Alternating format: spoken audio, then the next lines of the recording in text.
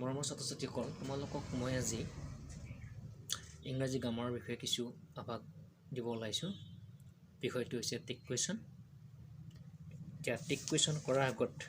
তোমালোকে tech question কাক কয় সেইটো জানিব লাগিব। টেক কুৱেশ্যন হ'ল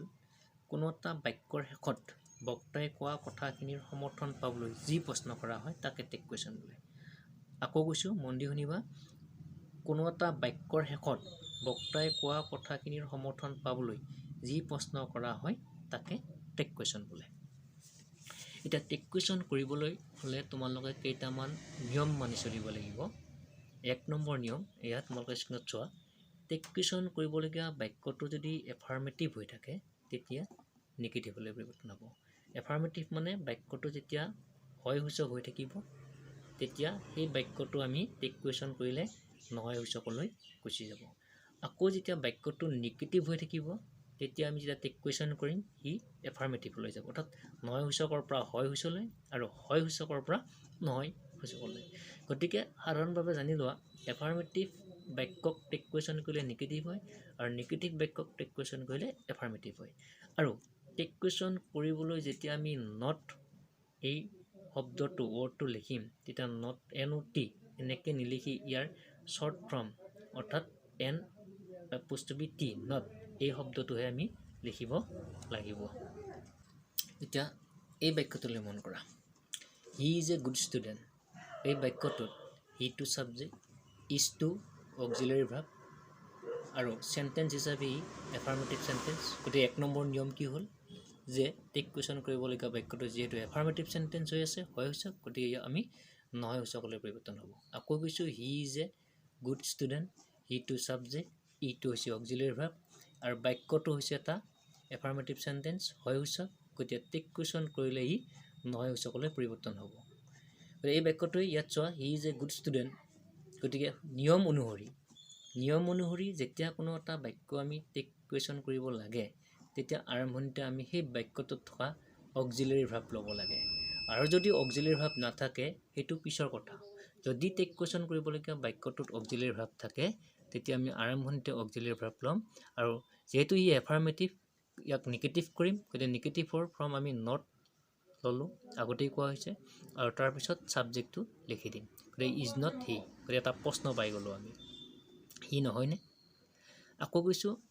নিয়ম অনুসৰি টেক কুৱেশ্যনটো যদি এফাৰ্মেটিভত থাকে নিগেটিভ হয়, যদি অক্সিলাৰী ভাৰ্ব থাকে তেতিয়া অক্সিলাৰী ভাৰ্বৰ পিছত নটৰ শ্বৰ্ট ফৰ্মটো লিখি ছাবজেক্টটো লিখি প্ৰশ্নবোধক দিলে ই টেক কুৱেশ্যনলৈ পৰিৱৰ্তন হয়। যদি অক্সিলাৰী ভাৰ্ব থাকে তেতিয়া, আৰু যদি অক্সিলাৰী ভাৰ্ব নাথাকে তেতিয়া টেক কুৱেশ্যন কৰাৰ নিয়ম বেলেগ, সেইটো অলপ পিছত পাবা। এতিয়া সাধাৰণভাৱে তোমালোকে জানি লোৱা, যিটো টেক কুৱেশ্যন কৰিব লাগে সেই টেক কুৱেশ্যন কৰিবলগীয়া বাক্যটো যদি এফাৰ্মেটিভত থাকে সি নিগেটিভলৈ যায় আৰু আৰম্ভণিতে আমি ইজ ল'ম, অৰ্থাৎ অক্সিলাৰী ভাৰ্ব যি থাকে ইয়াত, ইজৰ সলনি ৱাছো থাকিব পাৰে, ৱেৰো থাকিব পাৰে, উইলো থাকিব পাৰে, সেইটো ল'ম, তাৰপিছত নট আৰু ছাবজেক্ট, শেষত আমি প্ৰশ্নবোধক দিম। এতিয়া আহিলোঁ, যিটো টেক কুৱেশ্যন আমি কৰিম সেই চেণ্টেন্সটোত যদি অক্সিলাৰী ভাৰ্ব নাথাকে, take question without auxiliary verb, অৰ্থাৎ টেক কুৱেশ্যন কৰিবলগীয়া বাক্যটোত যদি অক্সিলাৰী ভাৰ্ব নাথাকে, ই নিগেটিভেই হওক বা এফাৰ্মেটিভেই হওক, তেতিয়া আমি কেনেকৈ কৰিম? তেতিয়া আমি ডু, ডিড, ডাজ এই তিনিটা ভাৰ্বৰ সহায় ল'ম। ডু, ডিড, ডাজ কেনেকৈ ল'ম? ভালদৰে মন দিবা। টেক কুৱেশ্যন কৰিবলগীয়া বাক্যটোত যদি অক্সিলাৰী ভাৰ্ব নাথাকে তেতিয়া আমি ডু, ডিড, ডাজৰ সহায়ত টেক কুৱেশ্যন কৰিম। অক্সিলাৰী ভাৰ্ব কেনেকৈ নাথাকে বুলি কেনেকৈ জানিবা? যিহেতু অক্সিলাৰী ভাৰ্বকেইটা তোমালোকে মনত ৰাখিব লাগিব আৰু অক্সিলাৰী ভাৰ্বকেইটা মই পিছৰ ফালে দি দিছোঁ, তোমালোকে এটা মনত ৰাখিবা। এতিয়া ধৰা হ'ল বাক্য এটাত আমাৰ প্ৰেজেণ্ট টেন্সত আছে, অক্সিলাৰী ভাৰ্ব নাই, তেতিয়া আমি ডু ল'ম। ধৰা বাক্যটো পাষ্ট টেন্সত আছে, অক্সিলাৰী ভাৰ্ব নাই, তেতিয়া আমি ডিড ল'ম। আকৌ ধৰা বাক্যটো প্ৰেজেণ্ট টেন্সতেই আছে কিন্তু তাৰ ভাৰ্বৰ শেষত এছ বা ই এছ আছে, তেতিয়া আমি ডাজ ল'ম।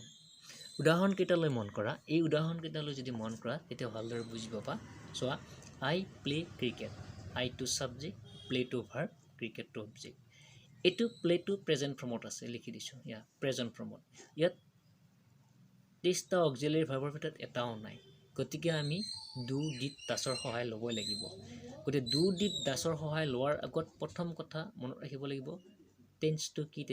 টেন্সত আছে প্ৰেজেণ্ট প্ৰেজেণ্টত আছে নে পাষ্টত আছে গম পালোঁ ই প্ৰেজেণ্ট টেন্সত আছে যিহেতু প্লেটো ভাৰ্ব ওৱান তাত প্লে গতিকে এই প্লে ভাৰ্বটো প্ৰেজেণ্ট টেন্সত থকাৰ কাৰণে আমি ডু ভাৰ্বৰ সহায় ল'লোঁ গতিকে আই প্লে ক্ৰিকেট নিয়ম অনুযায়ী ডু ল'লোঁ ডুটো অক্সিলিয়াৰী ভাৰ্ব হিচাপে কাম কৰিলে তাৰপিছত নট ল'লোঁ নিয়ম অনুযায়ী আৰু তাৰপিছত ছাবজেক্টটো বহাই কুৱেশ্যন মাৰ্ক দিলোঁ ডু নট আই একেই কথা দ্বিতীয় বাক্যটোলৈ মন কৰা হি প্লে ক্ৰিকেট এই বাক্যটো চোৱা এইটো পাষ্ট টেন্সত আছে ভাৰ্বৰ লিষ্টখনৰ মুখস্থ থাকিব লাগিব তোমালোকৰ প্লাছ অক্সিলিয়াৰী ভাৰ্বৰো মনত থাকিব লাগিব নহ'লে টেক কুৱেশ্যন কৰিবলৈ তোমালোকৰ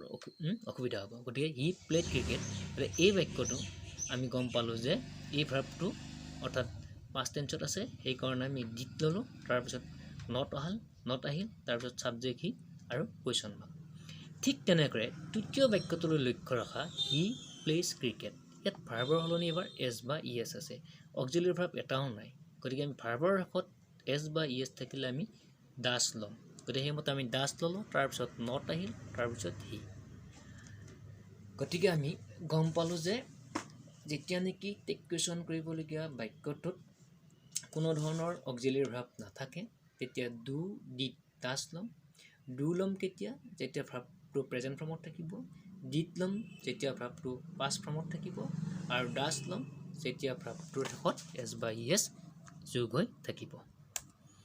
এতিয়া এই বাক্যটোলৈ লক্ষ্য ৰখা আই এম এ ষ্টুডেণ্ট ইয়াতে লিখিছোঁ এম নট আই তলত লিখি দিছোঁ ভুল বাক্যটো কিয় ভুল এইটোৰ বিষয়ে ইমান জানিব এতিয়া নালাগে সাধাৰণভাৱে জানি থোৱা যে আই এম এ ষ্টুডেণ্টটো কেতিয়াও এম নট আই নহয় ইয়াৰ পৰিৱৰ্তে কি হয় আৰ নট আই বা ই নট আই গতিকে I am a student are not I হয় অকল এই বাক্যটোৰ ক্ষেত্ৰতহে এই নিয়মটো বাকীবোৰ বাক্যৰ ক্ষেত্ৰত একেই নিয়ম বাকী যিমানবোৰ অক্সিলিয়াৰী ভাৰ্ব থকা বাক্য পাবা আগৰ নিয়মৰ মতে তোমালোকে কৰিবা খালি আই এম এ ষ্টুডেণ্ট বা আই এম এ বয় য'ত আই এম এ থাকিব তাত আই এম নহয় আচলতে আৰ নট আইহে হয় এইটো এটা ব্যতিক্ৰমী এইকেইটা তোমালোকৰ অক্সিলিয়াৰী ভাৰ্ব মই কৈ দিছোঁ am is are was were has have had do does did will would shall should can could may might must be been being এতিয়া আহোঁ যদি টেক কুৱেশ্যন কৰিবলগীয়া বাক্যটো নিগেটিভ হৈ থাকে তেতিয়া আমি কি কৰিম আগতে কৈছোঁ যে নিয়ম অনুসৰি টেক কুৱেশ্যন কৰিবলগীয়া বাক্যটো যদি নিগেটিভ হৈ থাকে সি এফাৰ্মেটিভ হ'ব they have not return yet এই বাক্যটো নিগেটিভ হৈ আছে এতিয়াও সিহঁত আহি নাপালে অৰ্থাৎ এই বাক্যটো যেতিয়া নিগেটিভ হৈ আছে ইয়াক আমি যেতিয়া টেক কুৱেশ্যন কৰিম ই কি হ'ব এফাৰ্মেটিভলৈ যাব গতিকে নিগেটিভ চেঞ্জ ইনটু এফাৰ্মেটিভ অৰ্থাৎ আমি কি গম পালোঁ আমি জানিব পাৰিলোঁ যে ইয়াত কি আছে অক্সিলিয়াৰী ভাৰ্ব হেভ আছে হেভটো আহিল যিহেতু মই আগতে কৈছোঁ নিগেটিভ হৈ থকাৰ কাৰণে এফাৰ্মেটিভ হ'ব সেইকাৰণে নটটো গুচি গ'ল কাৰণ নটটো নিগেটিভ ফৰ্ম নটটো গুচি যোৱাৰ পিছত ছাবজেক্ট দে আহিল গতিকে হেভ দে কিন্তু যদি বাক্যটো এনেকুৱা হ'লহেঁতেন দে হেভ ৰিটাৰ্ণ তেতিয়া আমি লিখিলোঁ হয় হেভ নট দে তেতিয়া বাক্যটো এফাৰ্মেটিভ হ'লহেঁতেন আৰু এফাৰ্মেটিভ হৈ থকা নাই কাৰণে আমি ইয়াক এফাৰ্মেটিভ কৰিলোঁ অৰ্থাৎ দে হেভ নট ৰিটাৰ্ণ ইয়াত এটা নিগেটিভ হৈ আছে সেইকাৰণে এফাৰ্মেটিভলৈ গুচি আহিল তাৰপিছত এই তলৰ ভাৰ্বকেইটালৈ মন কৰা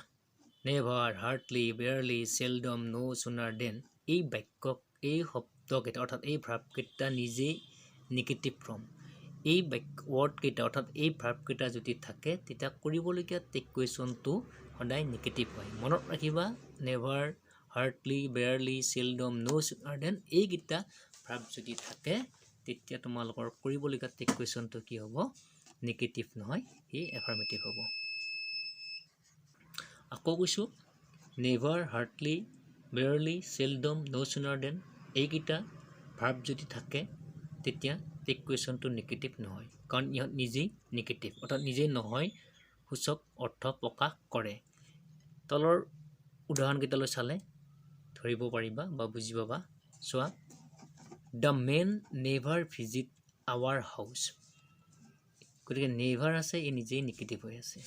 লগত ইয়াত অক্সিলিয়াৰী ভাৰ্ব এটাও নাই গতিকে আমি বাক্যটো চাম কি টেন্সত আছে দেখা পালোঁ ভাৰ্বটো প্ৰেজেণ্ট টেন্সত আছে তাৰপিছত লক্ষ্য ৰাখিলোঁ ভাৰ্বটোৰ শেষত এছ এটা যোগ হৈ আছে যিহেতু অক্সিলিয়াৰী ভাৰ্ব নাই কিন্তু ভাৰ্বৰ শেষত এছ বা ই এছ এছ যোগ হৈ আছে গতিকে আমি কি ল'ম দাস ল'ম আৰু নিয়ম অনুযায়ী সাবজেক্ট দা মেনটো আমি হি কৰি দিছোঁ যেহেতু আমি দাস দা মেন নিলিখো আমি হি লিখিম সেইকাৰণে দা মেন নেভাৰ ভিজিট আৱাৰ হাউচটো কি হৈ গ'ল ডাজ হি ঠিক তেনেদৰে ডিয়াৰ চাৰ্ভেণ্ট হাৰ্টলি ডিছঅবেজ দেম এই বাক্যটো চোৱা হাৰ্টলি আছে হাৰ্টলি থকাৰ কাৰণে আমি আৰু যেহেতু হাৰ্টলি নিজেই নিগেটিভ গতিকে আমি ইয়াত নট নবহাওঁ তাৰপিছত আমি লক্ষ্য ৰাখিলোঁ অক্সিলাৰী ভাৰ্ব এটাও নাই তাৰপিছত দেখা পালোঁ যে ইয়াত ডিছঅবেজ ইয়াতো এছ এটা যোগ হৈ আছে যেহেতু অক্সিলাৰী ভাৰ্ব নাই অক্সিলাৰী ভাৰ্ব নোহোৱাৰ কাৰণে আমি দেখা পালোঁ ভাৰ্বৰ শেষত এছ বা ই এছ যোগ হৈ আছে সেইকাৰণে আমি ডাজ ল'লোঁ আৰু যেহেতু ই নিগেটিভ গতিকে আমি এফাৰ্মেটিভলৈ আনিলোঁ ডাজ হি তোমালোকে এই শব্দবোৰ ভাৰ্ববোৰ থাকিলে নেভাৰ হাৰ্টলি বা সেলডম এইবিলাক থাকিলে এটা কথাই মনত ৰাখিবা যে বাক্যটোত অক্সিলাৰী ভাৰ্ব আছে নেকি যেতিয়া দেখা পাবা যে অক্সিলাৰী ভাৰ্ব নাই তেতিয়া ভাৰ্বটো চাবা ভাৰ্বটো যদি দেখা পাবা প্ৰেজেণ্ট টেন্সত তেতিয়া ডু ল'বা দেখিছা ইয়াত প্ৰেজেণ্ট টেন্সতে আছে এছ আছে কাৰণে ডাজ ল'লোঁ ইয়াতো এই প্ৰেজেণ্ট টেন্সত আছে শেষত এছ আছে কাৰণে আমি ডাজ ল'লোঁ তলৰ বাক্যটোত চোৱা আকৌ তলৰ বাক্যটোত হেড আছে scarcely had we reach the station when it began to rain had আছে তাৰমানে অক্সিলাৰী ভাৰ্ব আছে আৰু যিহেতু হেড আছে গতিকে আমি হেড ল'লোঁ আৰু উইটো আমি ছাবজেক্ট হিচাপে প্ৰশ্নবোৰক দিলোঁ ঠিক তেনেদৰে দে চেলডম গ' এব্ৰড এই বাক্যটোত চোৱা এই বাক্যটোত চেলডম আছে ই নিজেই নিগেটিভ গতিকে ইয়াত নট নাহে দ্বিতীয় কথা ইয়াত অক্সিলাৰী ভাৰ্ব এটাও নাই ভাৰ্বটো লৈ চালোঁ ভাৰ্বটো দেখা পালোঁ গ' যেহেতু গ' দেখা পালোঁ গ' মানে প্ৰেজেণ্ট ফৰ্ম গতিকে আমি ডু ল'লোঁ নট উঠিয়েই গ'ল যিহেতু চেলডম আছে নিগেটিভ হৈ আছে ইয়াৰ এফাৰ্মেটিভ হ'ল আৰু